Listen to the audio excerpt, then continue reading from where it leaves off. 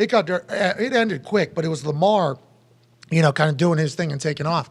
So I was kind of dozing in and out. And when I wake up, I would continue to watch it. And then I go on Twitter, see what the world's saying. And the amount of people that were tweeting me saying, can't pay Lamar Jackson $250 million with these misses that he's making. They were up like 3 scores, I think, at the time, whenever this was being said, over the Saints on a primetime game in the NFL in week 9. And people were saying, can't pay Lamar Jackson. What does he? Is he still that? Because I know first year, people were talking about him not being able to throw, right? And it was like, this guy can't throw. And maybe that's just because they hadn't seen Lamar Jackson yet, and they were expecting Lamar Jackson not to be able to do what Lamar Jackson has been able to do because nobody else has been able to do it. So maybe they're just hating early on him, trying to find little things that he wasn't good about or wasn't great at so that they could nitpick on why he wouldn't be successful so that the same drop-back quarterbacks could be great forever.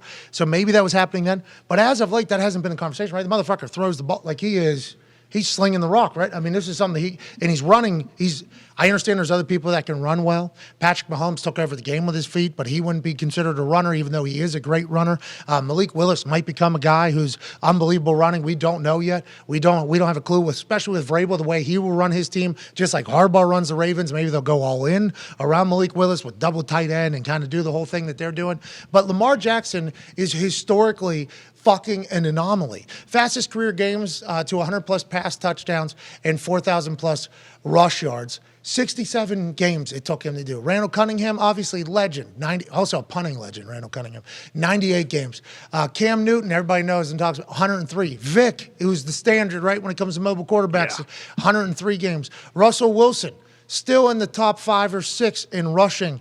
Doesn't want to rush anymore because he wants to kind of maybe take less hits and maybe just build up his passing stats so he can be on the Mount Rushmore quarterbacks. That's allegedly his goal if you hear people talk from around him. He's at 129 games. And Steve Young, who was, I guess, OG mobile guy, 161 games. So, I mean, what Lamar Jackson's doing is historic, but there is still people that say he can't throw. Is that an accurate breakdown, or is that just them being haters, basically? Sounds like that's the case. Probably haters, right? I mean, I think he misses some throws, but Mahomes went, 45 or 65 the other day. He missed on 20 throws. Like, nobody says anything about that, 68, right? I think. 68, whatever it was, right?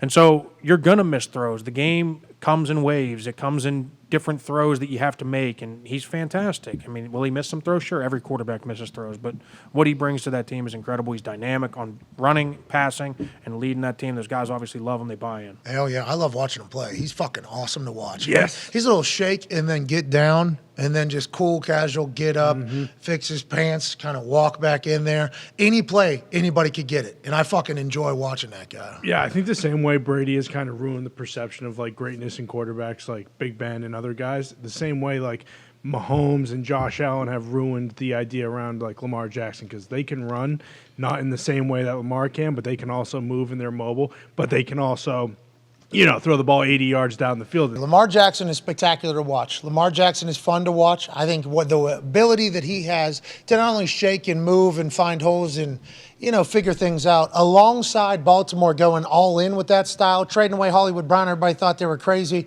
Lamar wasn't happy about it, but they go back to what their roots are. Likely number 80, who fills in for Mark Andrews, who was out, has a couple touchdowns, a couple big plays. Kenyon Drake, obviously, same exact conversation with there without Gus Edwards. This dude's on the field. There's an opportunity for big plays. There's an opportunity for wins. Him breaking this tackle from Davenport, wiggling, spinning, and then not getting hit by anybody, picking up the first down on third down, shaking Tyrann Mathieu there, who's a hell of a football player. He's awesome to watch, AJ. What is your takeaway from last night?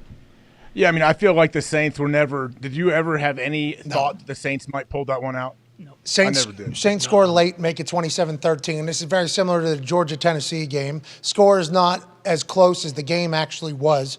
Ravens kind of pinned them this thing early. Hey, yes. It was early, too. It was very early. Was watching Manning cast.